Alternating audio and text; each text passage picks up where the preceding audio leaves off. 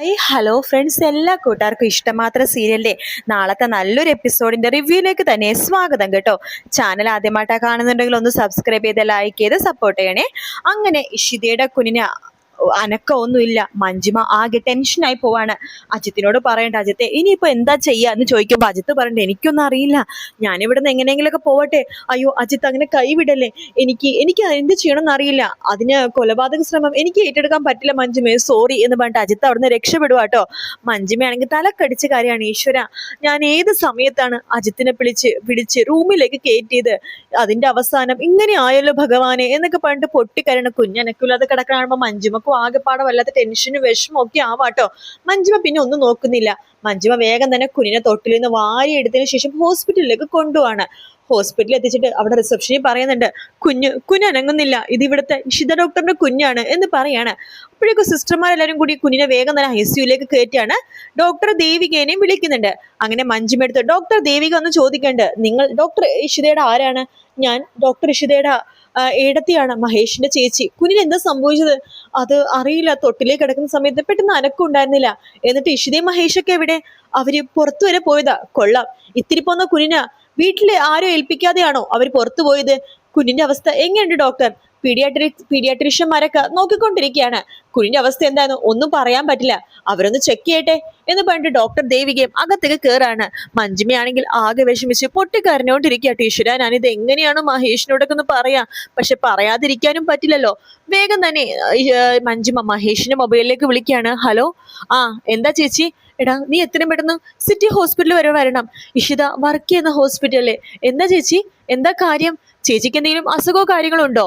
അയ്യോ എനിക്കല്ലടാ, അത് പിന്നെ കുഞ്ഞിനോ എന്ന് പറഞ്ഞിട്ട് വേഗം തന്നെ മഹേഷ് കാറ് നിർത്താണ്. കുഞ്ഞിന് എന്തു പറ്റി എന്ന് ചോദിക്കുമ്പോ കുഞ്ഞ് തൊട്ടിലേക്ക് കിടന്ന് നല്ല ഉറക്കമായിരുന്നു, പെട്ടെന്ന് കുഞ്ഞിന് അനക്കില്ല. ദൈവമേ, ഇപ്പൊ ഇത് എവിടെയാ ചേച്ചി നിൽക്കണം? ഡോക്ടർ എന്താ പറഞ്ഞത്? ഡോക്ടർമാര് ഒന്നും പറയുന്നില്ല, നിങ്ങൾ എത്രയും പെട്ടെന്ന് ഇവിടേക്ക് വരാവോ? ശരി, ഞാൻ ഇപ്പൊ എത്താം എന്ന് പറയാണ്. ഇഷിത ചോദിക്കണ്ട, എന്താ മഹേഷ്, എന്തു പറ്റി? ഒന്നുമില്ലടോ, വാ നമുക്ക് എത്രയും പെട്ടെന്ന് ഹോസ്പിറ്റലിലേക്ക് പോകണം എന്ന് പറഞ്ഞിട്ട് ഇഷിതയും മഹേഷും ചിപ്പിയും ആദ്യം കൂടി ഹോസ്പിറ്റലിലേക്ക് എത്തുവാട്ടോ. ആ സമയത്താണെന്നുണ്ടെങ്കിൽ നമ്മുടെ മഞ്ജിമ ആകെ വിഷമിച്ച് കരഞ്ഞ് അവിടെ തളർന്നിരിക്കുകയാണ്. മഞ്ജിമ അടുത്ത് മഹേഷ് ചോദിക്കുന്നുണ്ട്, എന്താ എന്റെ കുഞ്ഞിന് സംഭവിച്ചത്? ആ സമയത്ത് ഇഷിത ചോദിക്കുന്നുണ്ട്, മഹേഷ് കുഞ്ഞിന് എന്ത് സംഭവിച്ചു? എടോ എനിക്കറിയില്ല. ഇഷിത വേഗം തന്നെ ഹോസ്പിറ്റൽ ഐസിനുള്ളിലേക്ക് ചാടി കയറുവാട്ടോ. അപ്പൊ ഡോക്ടർ ദേവിക ഉണ്ട്, നേഴ്സുമാർ അവിടെ ഉണ്ട്. ഡോക്ടർ ദേവിക എടുത്ത് ഇഷിത ചോദിക്കുന്നുണ്ട്, ഡോക്ടർ എന്തു പറ്റി എന്റെ കുഞ്ഞിനാ? അത് ഞാൻ ഇഷിത അടുത്തല്ല ചോദിക്കേണ്ടത്. ഇഷിതക്ക് ഇത്രയും നാള് കുഞ്ഞുണ്ടാവില്ല, കുഞ്ഞിനെ നന്നായിട്ട് നോക്കണം, കുഞ്ഞ് ഉണ്ടാവും എന്ന് പറഞ്ഞപ്പോ ഇഷിത തലകറങ്ങി പോലും വീണതാണ്. എന്നിട്ട് ഈ കുഞ്ഞിനെ നോക്കാൻ വേണ്ടി ഇഷിതക്ക് വയ്യേ എന്ന് ചോദിക്കുമ്പോൾ ഇഷിത പറഞ്ഞു, ഡോക്ടർ ഞങ്ങളൊന്ന് പുറത്തു വരെ പോയതാണ്, അങ്ങനെ പുറത്തു പോകണമെന്നുണ്ടെങ്കിൽ ഉത്തരവാദിത്തമുള്ള ആൾക്കാരുടെ കയ്യിൽ കുഞ്ഞിനെ ഏൽപ്പിക്കണമായിരുന്നു, കുഞ്ഞിന്റെ നില അതീവ ഗുരുതരമാണ് എന്ന് പറയാണ്. ഈശ്വര, എന്റെ കുഞ്ഞ് എന്ന് പറയുമ്പോഴേക്കും മഹേഷ് അങ്ങോട്ടേക്ക് വരുന്നുണ്ട്. ഡോക്ടർ, ഞാൻ മഹേഷിനും കുറ്റം പറയാണ്, കുഞ്ഞിനെ ആരെ ഏൽപ്പിച്ചിട്ടാ നിങ്ങൾ ഇവിടെ നിന്ന് പോയത്? കുഞ്ഞിന്റെ മുഖത്തേക്ക് എന്തോ പോയിസൺ പോലത്തെ എന്തോ അടിച്ചേക്കുവാണ് ആരോ. പോയിസനോ? അതെ, പാറ്റേനെയും പല്ലീനെയും എരീനെയൊക്കെ കൊണ്ട പോയിസൺ അറിയില്ലേ, സ്പ്രേ, അത് തന്നെ. മഹേഷ് ആകെ ഷോക്ക് ആവാട്ടോ. ഇഷിത എടുത്ത് പറയണ്ട്, ഇഷിതെ താൻ ഇവിടെ നിൽക്ക്, ഞാനിപ്പോ വരാമെന്ന് പറഞ്ഞ മഹേഷ് പുറത്തേക്ക് പോവാണ്. ഇഷിത കുഞ്ഞിനെ ഇങ്ങനെ തലോടിക്കൊണ്ടിരിക്കുകയാണ്. മോളെ എഴുന്നേക്ക് മോളെ ദേ അമ്മ വന്നു, മോളെ എഴുന്നേക്ക് മോളെ എന്നൊക്കെ പറഞ്ഞ് പൊട്ടിക്കരയാട്ടോ. ദേവിക പറയുന്നുണ്ട്, സോറി ഇഷിത, ഞാൻ എന്റെ വിഷമം കൊണ്ട് പറഞ്ഞു പോയതാണ്. ഈ കുഞ്ഞിന്റെ ജീവൻ ഞാൻ ഇഷിതയുടെ കയ്യിൽ രണ്ട് കയ്യിലും ഏൽപ്പിച്ചപ്പോ ഇവള് നല്ല മിടുക്കി കുട്ടിയായിട്ട് വളർന്ന് വലുതാവണൊക്കെ ഞാൻ സ്വപ്നം കണ്ടിരുന്നു. പെട്ടെന്ന് ഈ അവസ്ഥ കണ്ടപ്പോ എനിക്ക് സഹിക്കാൻ സാധിച്ചില്ല. സോറി ഇഷിത, കുഞ്ഞിന്റെ അവസ്ഥ കുറച്ച് ഗുരുതരമാണ്, പക്ഷെ നമുക്ക് മാക്സിമം ശ്രമിക്കാം. ഇഷിതേനെ ദൈവങ്ങൾ കൈവിടില്ല. എത്രയോ കുഞ്ഞുങ്ങളുടെ ജീവൻ കാത്തു രക്ഷിച്ചതാണ് ഡോക്ടർ ഇഷിത. അതുകൊണ്ട് തന്നെ ഡോക്ടർ ഇഷിതനെ ദൈവം കാക്കും, ഡോക്ടർ ഇഷിതയുടെ കുഞ്ഞിനും ദൈവം കാക്കും. ഞാനല്ലേ പറയണത്, ഇഷിത അവിടെ ഇരിക്കൂ എന്ന് പറയാണ്. ശേഷം പല ഡോക്ടർമാർ അവിടെ വരുന്നുണ്ട്, കുഞ്ഞിന്റെ കാര്യങ്ങളൊക്കെ നോക്കിക്കൊണ്ടിരിക്കുകയാണ്. ആ സമയത്ത് മഹേഷ് പുറത്തിറങ്ങിയിട്ട് മഞ്ജിമനൊന്ന് സൂക്ഷിച്ചു നോക്കുന്നുണ്ട്. മഞ്ജിമ ആകെ വെപ്രാളപ്പെട്ട് അവിടെ നിൽക്കുകയാണ്. മഞ്ജിമയുടെ മുഖത്തേക്ക് ഒരു ഒറ്റ അടി വെച്ച് കൊടുക്കുകയാണ് മഹേഷ്. നിങ്ങൾക്ക് നാണമില്ലേ? എന്നോടും ഇഷിതയെടുത്തുള്ള ദേഷ്യം ആ പിഞ്ചു കുഞ്ഞിനോട് നിങ്ങൾക്ക് എങ്ങനെ ചെയ്യാൻ തോന്നി? ആ മുഖത്ത് നോക്കിയിട്ട് നിങ്ങൾക്ക് എങ്ങനെ ചെയ്യാൻ തോന്നിയത്? പല്ലീനെയും പാറ്റേനെയും പോലെയാണ് നിങ്ങൾ എന്റെ കുഞ്ഞിനെ കണ്ടത് എന്ന് ചോദിക്കുകയാണ്. അത് കേട്ട് ആദ്യം ചിപ്പി ഷോക്ക് ആവാണ്. എന്താ ഡാഡി, എന്താ സംഭവിച്ചത്? ഈ വൃത്തികെട്ട സ്ത്രീ പല്ലീനെയും എല്ലിനെയും പാറ്റൊക്കെ കടിക്കുന്ന സ്പ്രേ വെച്ച് നമ്മുടെ കുഞ്ഞിന്റെ മുഖത്ത് അടിച്ചു മോനെ. പല്ലീനെയും പാറ്റക്കുവാ? അതിനാ സ്പ്രേ ഒന്നും വീട്ടിലില്ലല്ലോ ഡാഡി. വീട്ടിലില്ല, ഇവര് വരുത്തിച്ചതായിരിക്കും. എന്തായാലും നിങ്ങളെ ഞാൻ ജയിലിൽ കയറ്റും, നോക്കിക്കോ. എന്റെ കുഞ്ഞെ കൊല്ലാൻ നോക്കി നിങ്ങളെ ഞാൻ വെറുതെ വിടില്ല. അഥവാ എന്റെ കുഞ്ഞ് എന്തിനു സംഭവിച്ചെങ്കിൽ നിങ്ങളും മരണപ്പെടും. നോക്കിക്കോ, നിങ്ങളും അനുഭവിക്കണം മരണവേദന എന്താണെന്ന്. ആ കുഞ്ഞിന് എന്തെങ്കിലും സംഭവിച്ചാൽ പിന്നെ ഇഷിത ജീവനോടെ ഉണ്ടാവില്ല. ഇഷിതയും കുഞ്ഞിന് എന്തെങ്കിലും സംഭവിച്ചാൽ നിങ്ങളെ ഞാൻ കൊന്നുകളയും എന്നൊക്കെ പറയാണ് മഹേഷ്. ആ സമയത്ത് ആദി പറയുന്നുണ്ട്, ഡാഡി നീങ്ങി നിക്ക് എന്ന് പറഞ്ഞിട്ട് വേഗം മഞ്ജുവിന്റെ അടുത്തേക്ക് പോവാണ്. വൃത്തികെട്ടവളെ, നാണില്ലല്ലോ നിങ്ങൾക്ക് ഇങ്ങനെയൊക്കെ ചെയ്യാനായിട്ട്. നിങ്ങൾക്ക് പ്രസവിക്കാനുള്ള കഴിവില്ലാത്തോണ്ട് കുഞ്ഞുവാവയായ എന്റെ ഇഷിതാമനെ വേദനിപ്പിക്കാൻ വേണ്ടി നിങ്ങൾ ചെയ്ത പണിയല്ലേ ഇത്. എനിക്ക് അപ്പോഴേ അറിയാം നിങ്ങൾ ഇതുപോലെ എന്തെങ്കിലും ചെയ്യുമെന്ന്. അച്ഛമ്മയും അച്ചാച്ചനും ഉള്ളതുകൊണ്ട് മാത്രമാണ് സമാധാനത്തോടെ ഞങ്ങൾ പുറത്തേക്ക് പോയത്. അരമണിക്കൂറായുള്ളൂ നമ്മൾ പുറത്തേക്ക് പോയിട്ട്. അപ്പോഴേക്കും നിങ്ങൾ വക വരുത്താൻ നോക്കിയല്ലേ.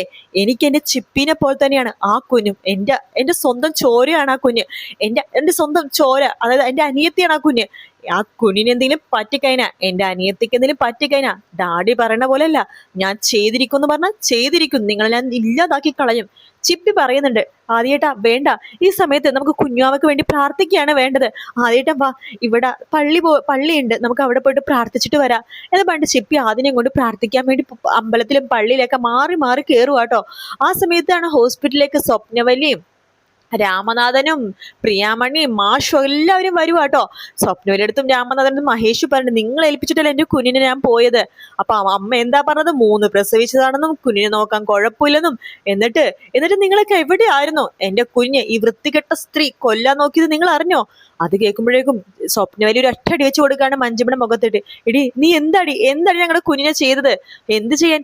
പല്ലിനും പാറ്റൊക്കെ അടിക്കുന്ന വിഷം കുഞ്ഞിനെ ഉപയോഗിച്ചോള് ഈ വൃത്തികെട്ടവള് എന്നൊക്കെ പറയാണ്. അയ്യോ ഞാനല്ല, നീ അല്ലെങ്കിൽ പിന്നെ ആരാടി? അത് എനിക്കറിയില്ല. വീണ്ടും നോണ പറയാ ഇവള് പറയും, സത്യം പറയും, മണി പോലെ സത്യം പറയും. ഞാൻ പോലീസിനെ വിളിച്ചിട്ടുണ്ട്, പോലീസുകാർ വരട്ടെ. പോലീസ് ക്വസ്റ്റ്യൻ ചെയ്യുമ്പോ ഇവള് പറഞ്ഞോളും. വനിതാ പോലീസിന്റെ കൈയിന്റെ ചൂടറിയുമ്പോ ഇവള് പറഞ്ഞോളും എന്നൊക്കെ മഹേഷ് പറയാണ്. അങ്ങനെ പോലീസുകാരുടെ വരുന്നുണ്ട്, നമ്മുടെ മഞ്ജുമനെ ക്വസ്റ്റ്യൻ ചെയ്യാൻ വേണ്ടി കൊണ്ടുപോകുന്നുണ്ട്. മഞ്ജുമനെ മാത്രമല്ല അജിത്തിനെയും കൈയോടെ പൊക്കോട്ടോ. ഇതാണ് നമ്മുടെ ക്ലൈമാക്സ് സീൻ കേട്ടോ. അജിത്തിനെയും മഞ്ജുമനെ പോലീസ് സ്റ്റേഷനിൽ എടുക്കുന്ന സീനാണ് നമ്മുടെ ക്ലൈമാക്സ് ഇഷ്ടമാത്രത്തിന്റെ സീന്. അപ്പൊ അതേസമയം നമ്മുടെ ഇഷിതയാണെങ്കിൽ കരഞ്ഞോണ്ടിരിക്കുമ്പോൾ മഹേഷ് പറയുന്നുണ്ട്, എടോ താൻ വിഷമിക്കല്ലേടോ, തൻ്റെ അടുത്തുനിന്ന് തൻ്റെ കുഞ്ഞിനെ പിരിക്കാൻ ആർക്കും സാധിക്കില്ല. താൻ തൻ്റെ കുഞ്ഞിൻ്റെ അടുത്ത് ഉണ്ടെന്നുണ്ടെങ്കിൽ തൻ്റെ കുഞ്ഞിന് ഒരു ആപത്തും വരില്ല, എനിക്ക് ഉറപ്പുണ്ടോ. കാരണം നമ്മുടെ കുഞ്ഞെന്ന് പറഞ്ഞ ദൈവത്തിന്റെ കുഞ്ഞാണ്. ആ കുഞ്ഞിന് ഒന്നും സംഭവിക്കില്ലെന്ന് എനിക്ക് ഉറപ്പുണ്ട്. താൻ നോക്കിക്കോ, കുഞ്ഞ് പഴയതിനേക്കാളും ഉഷാറായിട്ട് വരും, ഉറപ്പാണ് എനിക്ക്. എന്തോ ഭാഗ്യത്തിനാ അവള് സ്പ്രേ അടിച്ചെങ്കിലും കറക്റ്റ് സമയത്ത് ഇവിടെ എത്തിച്ചത് കൊണ്ട് മാത്രം നമ്മുടെ കുഞ്ഞ് രക്ഷപ്പെടാൻ വേണ്ടി പോകുവാടോ എന്ന് പറയാണ് നമ്മുടെ മഹേഷ്. അങ്ങനെ കുറെ നേരത്തെ പരിശ്രമത്തിന് ശേഷം കുഞ്ഞ് കുഴപ്പമൊന്നുമില്ലെന്ന് ഡോക്ടർ ദേവിക പറയുന്നുണ്ട്. പക്ഷെ മഞ്ജുമ പോലീസ് സ്റ്റേഷനിൽ പോലീസുകാർ ക്വസ്റ്റ്യൻ ചെയ്യുമ്പോൾ സത്യങ്ങളൊക്കെ തുറന്നു പറയാണ്. അജിത്തായിട്ടൊരു അവിഹിത ബന്ധം ഉണ്ടായിരുന്നു, അജിത്തിനെ വിളിച്ചു വരുത്തിയ സമയത്താണ് ഇങ്ങനത്തെ സംഭവങ്ങളൊക്കെ ഉണ്ടായെന്ന് പറയാണ്. അങ്ങനെ അജിത്തിനെ ക്വസ്റ്റ്യൻ ചെയ്യാൻ വേണ്ടി പോലീസ് അജിത്തിനെയും പൊക്കുന്നുണ്ട്. അപ്പൊ അങ്ങനത്തെ കുറെ ഭാഗങ്ങൾ നമ്മൾ ക്ലൈമാക്സ് ആയിട്ട് കാണാൻ പോണത്. ഈ വെള്ളിയാഴ്ച ചിലപ്പോൾ ക്ലൈമാക്സ് ഉണ്ടാവും കേട്ടോ. വീഡിയോ ഇഷ്ടപ്പെട്ടാൽ ലൈക്ക് ചെയ്യുക, സബ്സ്ക്രൈബ് ചെയ്യുക, കമന്റ് ചെയ്യുക. മറ്റൊരു വീഡിയോ കാണാം. Take care, bye bye.